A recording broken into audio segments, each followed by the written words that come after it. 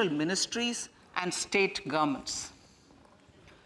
Facilities in select ICMR labs, Indian Council for Medical Research labs, will be made available for research by public and private medical college faculty and private sector R&D teams for encouraging collaborative research and innovation. A new program to promote research and innovation in pharmaceuticals will be taken up through centers of excellence.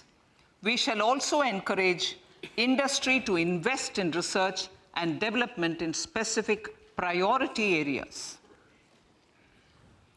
Dedicated multidisciplinary courses for medical devices will be supported in existing institutions to ensure availability of skilled manpower for futuristic medical technologies, high-end manufacturing, and research. Teachers' training. Teachers' training will be re-envisioned through innovative pedagogy, curriculum transaction, continuous professional development, dipstick surveys, and ICT implementation. The District Institute of Education and Training will be developed as vibrant institutes of excellence for this purpose.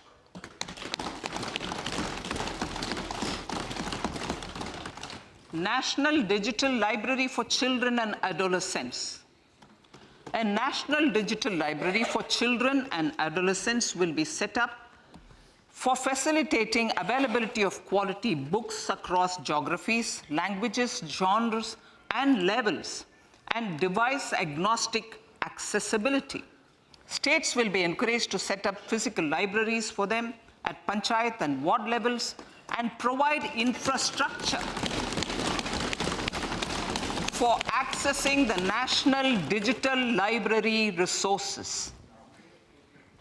Additionally, to build a culture of reading and to make up for pandemic time learning loss, the National Book Trust, the Children's Book Trust, and other sources will be encouraged to provide and replenish non-curricular titles in regional languages and in English to these physical libraries. Collaboration with NGOs that work in literacy will also be a part of this initiative to inculcate financial literacy. Financial sector regulators and organizations will be encouraged to provide age-appropriate reading material to these libraries. I move to priority 2, reaching the last mile. Prime Minister Vajpayee's government had formed the Ministry of Tribal Affairs and the Department of Development of Northeast Region to provide a sharper focus to the objective of reaching the last mile. Our government has formed the ministries of Ayush, Fisheries, Animal Husbandry and Dairying, Skill Development, Jal Shakti, and Cooperation. Building on the success of the Aspirational Districts program, the government has recently launched the Aspirational Blocks program, covering 500 blocks for saturation of essential government services across multiple domains such as health, nutrition, education, agriculture, water resources, financial inclusion, skill development, and basic infrastructure. Manya Speaker, sir, Pradhan Mantri PBTG, which is Primitive Vulnerable Tribal Groups Development Mission, is being launched.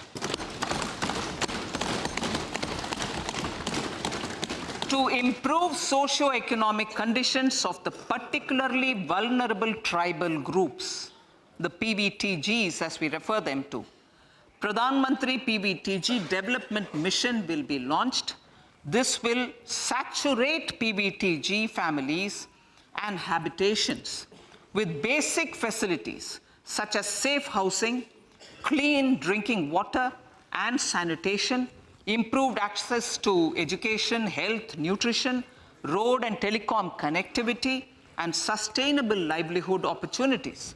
An amount of 15,000 crores will be made available to implement the mission in the next 3 years under the Development Action Plan for the Scheduled Tribes. Ekalavya Model Residential Schools.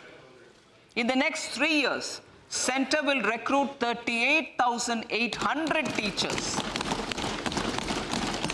and support staff for the 740 Ekalavya Model Residential Schools, which is serving 3.5 lakh tribal students.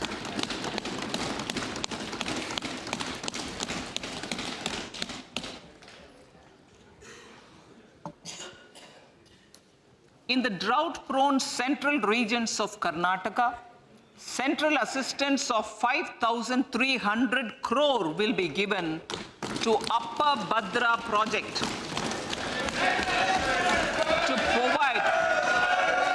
to provide sustainable micro-irrigation and filling up of surface tanks for drinking water.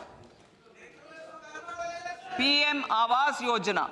The outlay for PM Awas Yojana is being enhanced by 66% to over 79,000 crores. Bharat Shared Repository of Inscriptions will be set up in a digital epigraphy museum with digitization of 1 lakh ancient inscriptions in the first stage. Support for poor prisoners. For poor persons who are in prisons and unable to afford the penalty or the bail amount, required financial support will be provided.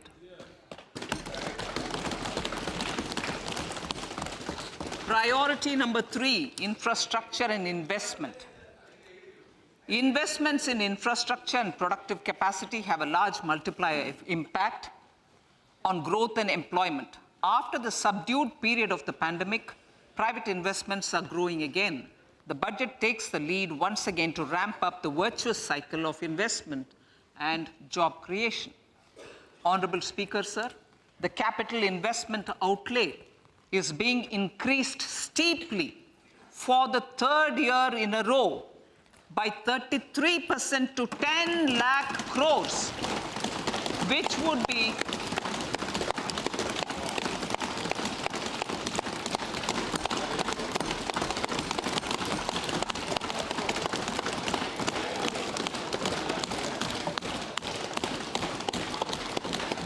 which would be 3.3% of GDP. This will almost be 3 times the outlay made in 2019-20.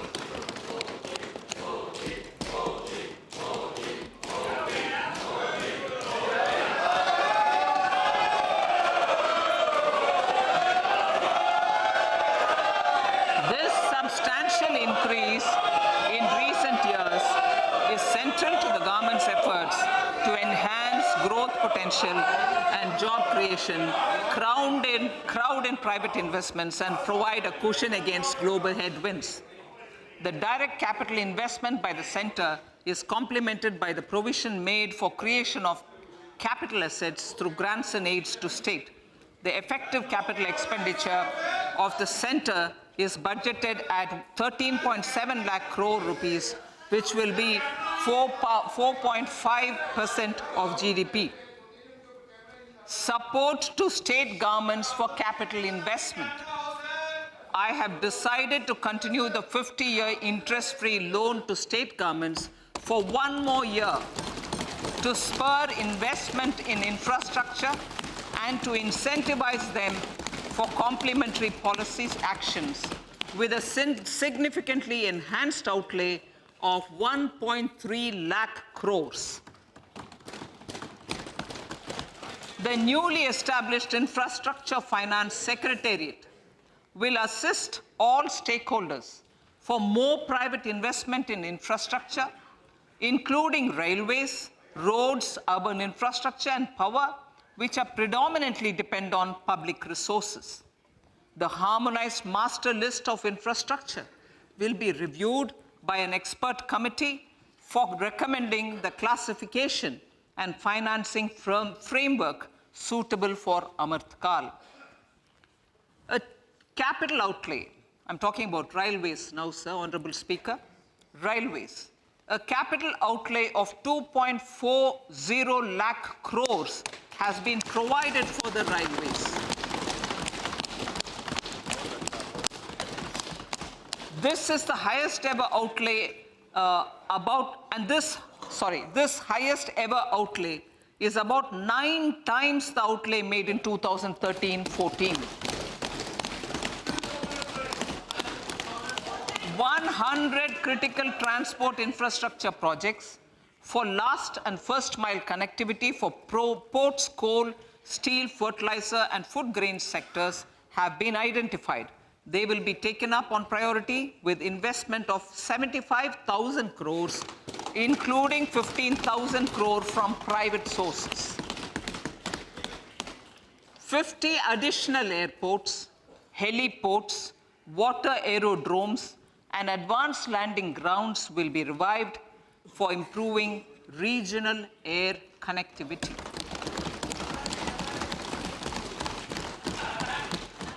Sustainable cities for tomorrow.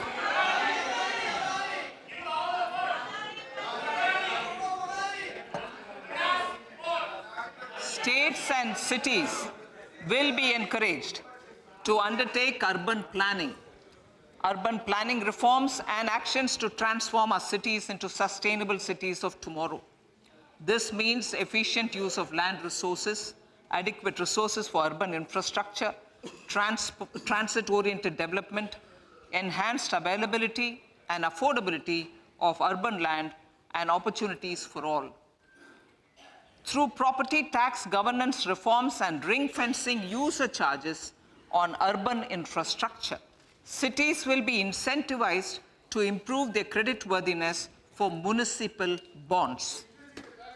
Like the RIDF, an urban infrastructure development fund will be established through use of priority sector lending shortfall. This will be managed by the National Housing Bank and will be used by public agencies to create urban infrastructure in Tier 2 and Tier 3 cities. States will be encouraged to leverage resources from the grants of the 15th Finance Commission, as well as existing schemes, to adopt appropriate user charges while accessing the UIDF. We expect to make available 10,000 crore rupees per annum for this purpose. All cities and towns will be enabled for 100% mechanical desludging of septic tanks and sewers to transition from manhole to machine hole mode.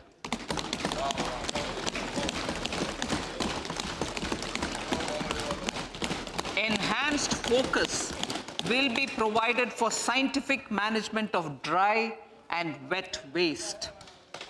Honorable Speaker, sir, our Prime Minister had said, good governance is the key to a nation's progress. Our government is committed to providing a transparent and accountable administration which works for the betterment and welfare of common citizens. Mission Karma Yogi. Under Mission Karma Yogi, center, states, and the union territories are making and implementing capacity building plans for civil servants. The government has also launched an integrated online training platform, Govt, Karma Yogi, to provide continuous learning opportunities for lakhs of government employees to upgrade their skills and facilitate people-centric approach. Sir, for enhancing ease of doing business, more than 39,000 compliances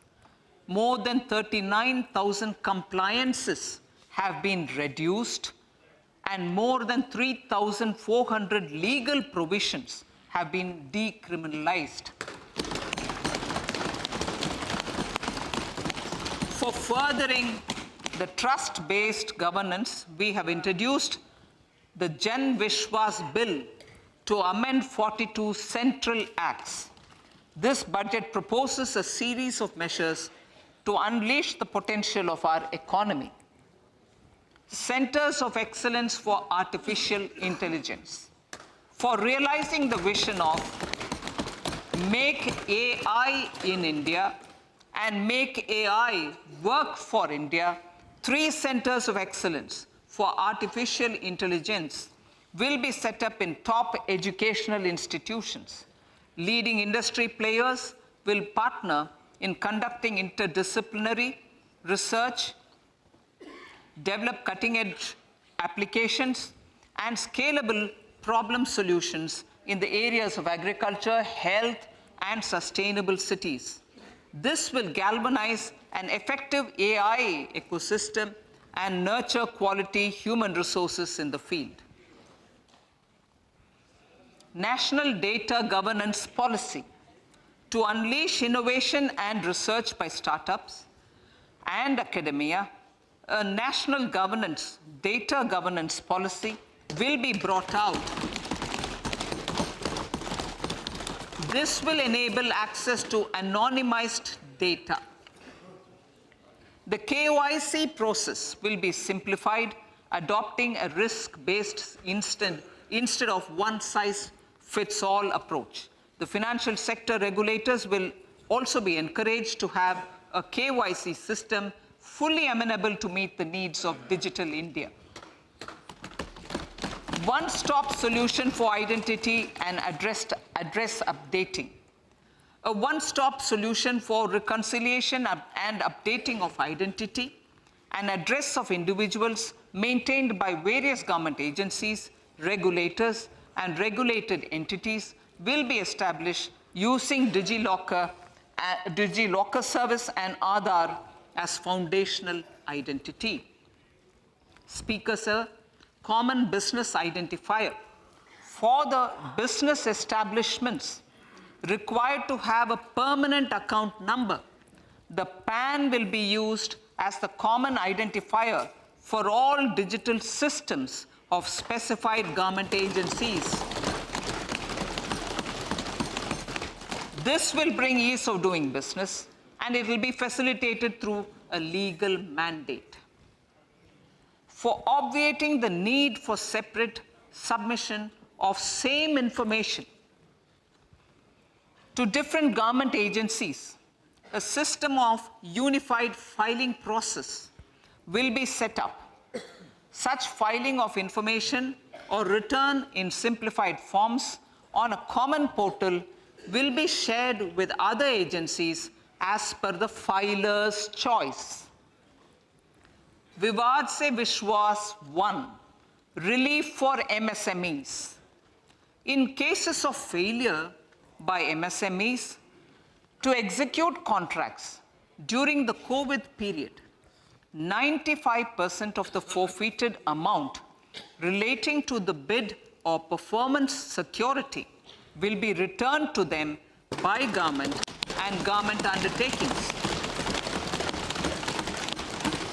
This will provide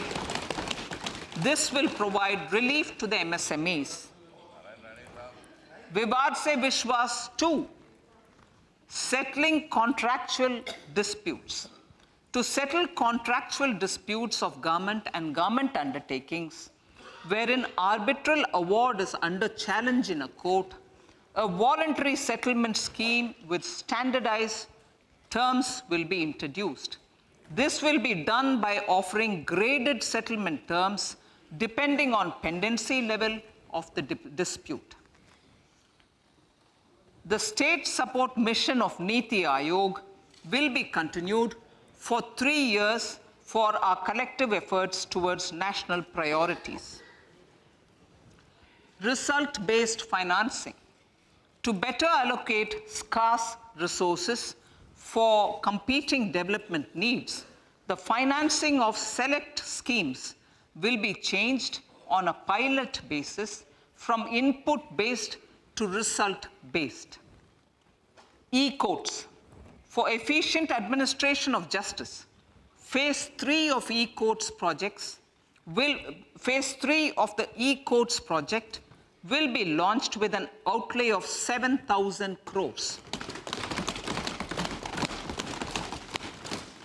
Fintech services in India have been